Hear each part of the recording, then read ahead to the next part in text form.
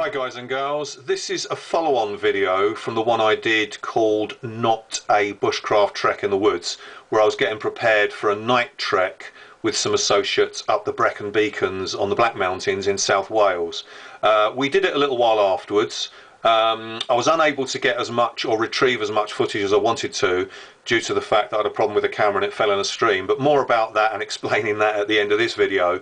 But I've endeavoured to put a few bits and pieces together. Also, I filmed some with my the video on my phone, so I've tried to put a few bits together to put it in perspective, give you a bit of an idea, because I was getting a lot of feedback from people saying, you know, did you do it? Well, whatever you were able to film, just put it up and we'd like to see it. So here goes. I've put some bits and pieces together to give you a bit of perspective as to what I did, where we went and how we got on. So we arrived just before midnight on Friday the 12th of October, and just down here is the Story Arms, a building with a car park over the road. So it was about 11:45 at night. We parked in the car park, kitted up, and then went up part of the main path towards Corndu, which is actually just up there. So basically we went up some of the main path, this ridge here, we went over the other side of the ridge down into the valley, and by that time the mist just came down and we couldn't see anything. So we started to endeavour to go up this path. Virtually all we had was about 10 to 15 foot maximum of visibility, and that was ground level. Look in front and it felt there was just a white sheet in front of your face. So we trekked up to here, and we had to be careful because at this point is the peak of Corndu and over the other side is a sheer drop. So we contoured around it and then came up to this point, and I'll show you in a bit more description on part of the map how we then went over the other side of this ridge here over to Pen Fan, which actually is the highest point of the Brecon Beacons. So we came over that first ridge and then down into this valley where I mentioned that the mist just came down, and we were about to 10 to 15 foot maximum visibility.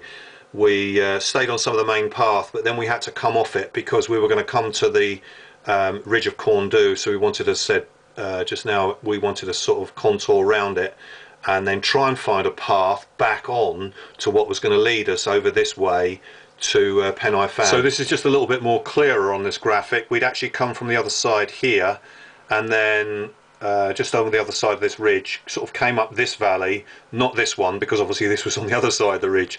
So we had to be careful here, come round, and then, as I say, we contoured round the edge of Corndu, and then came up to Pen Fan, which is the peak here. But as you can see, there's a sheer drop, so if you come round the wrong side of it, or you don't have your bearings, considering, you know, we had about 10-15 foot of visibility, we really had to go on our senses and sense of proportion from what we knew of the area and our sort of trekking knowledge and abilities, because you can imagine if you came over there you're going straight down. So we went up to Pen Fan, we got there, that's on the video, and then we came down this side and then took some of the main path, but then detoured off back into some of the forest, where we eventually bashed up about 4 or 5 o'clock in the morning. So it's just a slight different variation and perspective.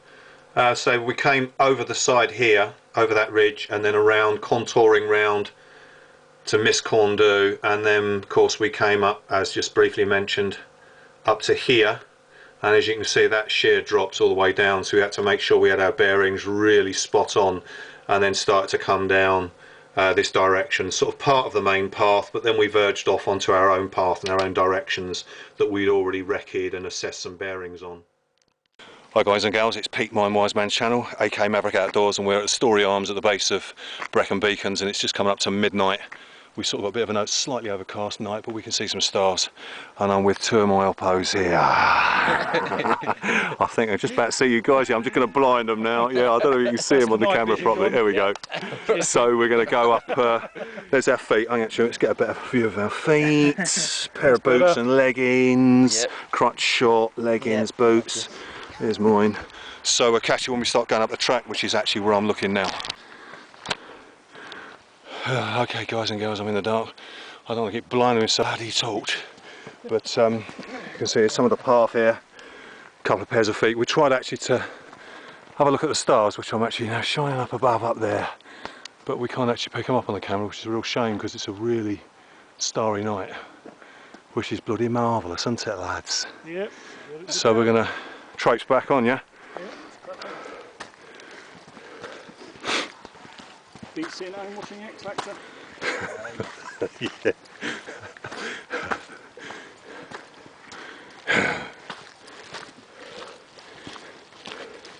I'm really pleased that's no more fucking I know it's going on about it, but... What's that, the plough? The whole thing, mate. Yeah. It's worth coming to the drive. Even if we went home now, Dave was just saying, even if we went home now, it was worth the drive, 2 hours to get down to South Wales. The base of Brecon Beacons, just to see the stars in a totally different, literally light than what we normally do. But anyway, I'm going to switch off now. Whoops. And,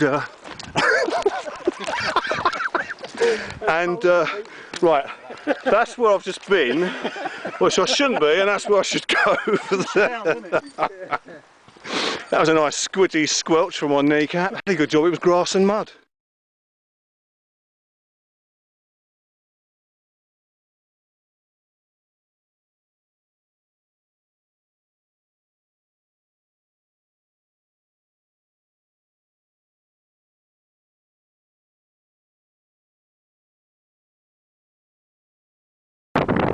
Okay, we are top of Penrith fan, hopefully you can read that.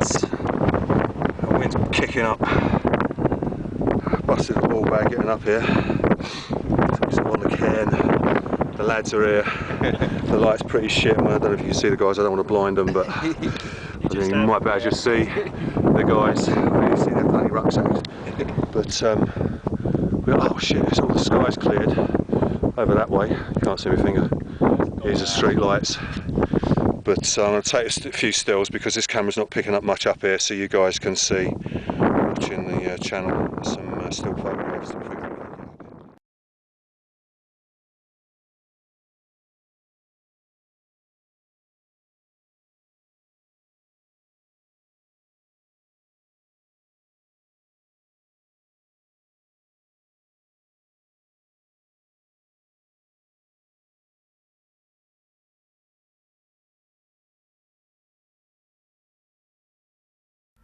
Okay, here's a picture of a stone cairn on top of another peak of the Brecon Beacons called Fanfar, and we trekked up there, the three of us, on the Saturday during the day. But in the far distance you can see again Corndhu, and beyond that would be Pen y Fan, where we trekked up on the Friday night in the dark and the mist.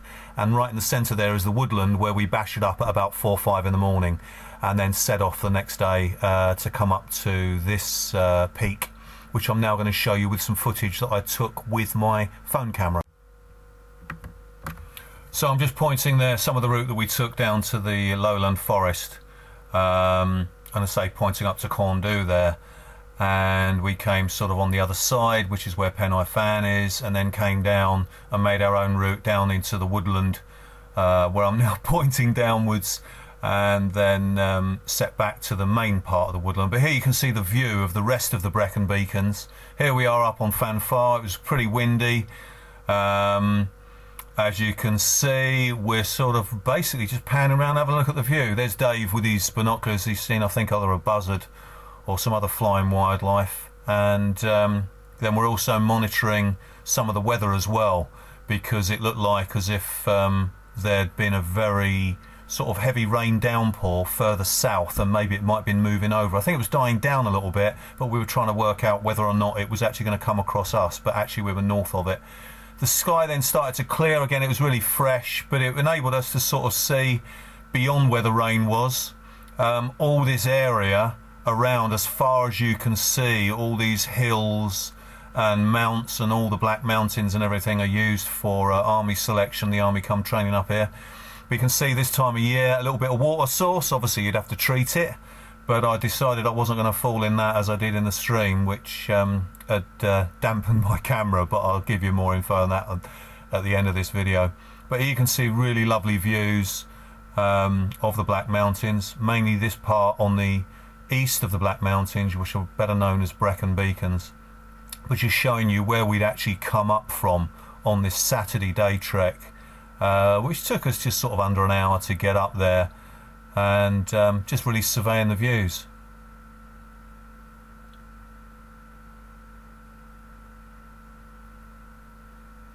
But here I'm showing you where we'd actually come up. This was part of the route to get up to Fanfar, and we came around the other side of that slightly rising peak, which was pretty steep, but you'll see it on the way back down in a moment how steep it was and how comparable it was to the trek we did on the Friday night.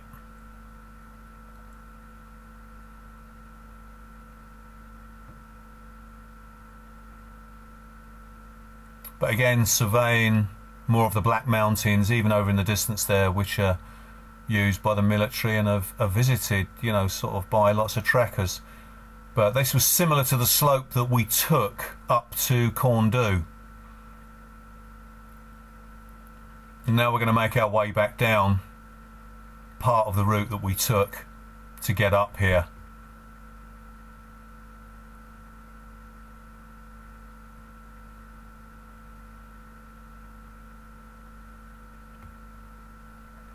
So really this is giving you a sort of a comparison to this part of the Brecon Beacons in comparison to what was very similar to the trek that we did to get up to Pen y Fan in the mist, the drizzle and the quite chill factor breeze.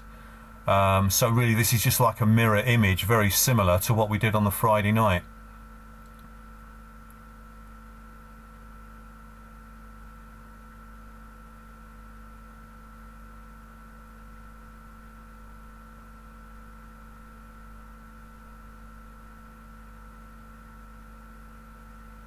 So what we're doing now is we're sort of going along part of the contour, but these sort of slopes and fall lines were very similar, if not actually Pen y Fan's one. If we'd have actually missed it and did a wrong one, we'd have gone right over the edge. I mean, this is pretty tame in comparison to what we could have come across if we hadn't had our bearings going up to Pen y Fan on the Friday night.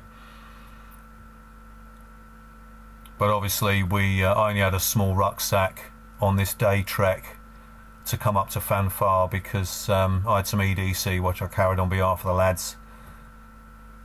That's a view back up from where we've just come from, and this is sort of a bit of a groove path that's been formed over the years of people trekking. But as I say, the gradient and the falls and what have you, the fall lines and the terrain were very similar to what we were doing on the Friday night.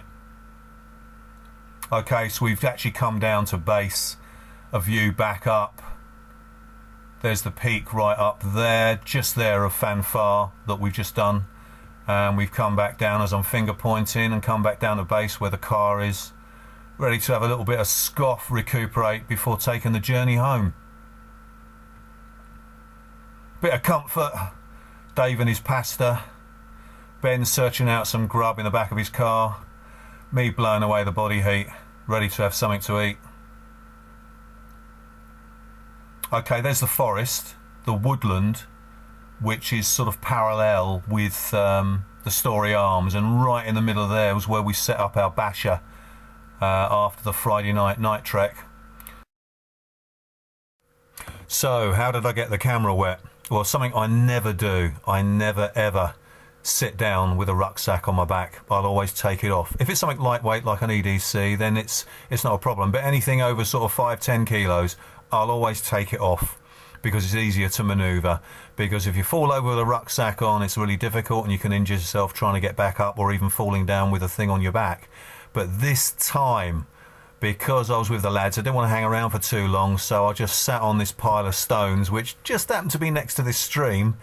And no sooner had I sat on it that it gave way, and because I had the rucksack on, I lost control of my manoeuvre, and I was lucky enough to break my fall with gently sort of manoeuvring my arm to break the fall into this little tiny stream that was next to us. It was only about 8 inches deep, but it was flowing down, gushing really fast, and it was very cold, so virtually all the right side of my body that I fell into the water with actually got wet, and in the right pocket of my trousers where I went in the water was of course my camera. So something I've learnt from that is, regardless of who you're with, never change a habit of a lifetime that you know that works. So next time I sit down, I won't be keeping the heavy rucksack on my back, that's for sure. So I was lucky enough to salvage some of the footage of the film. So as always, thanks for watching, appreciate your interest, and I'll catch up with you in another video soon. Take care, cheers.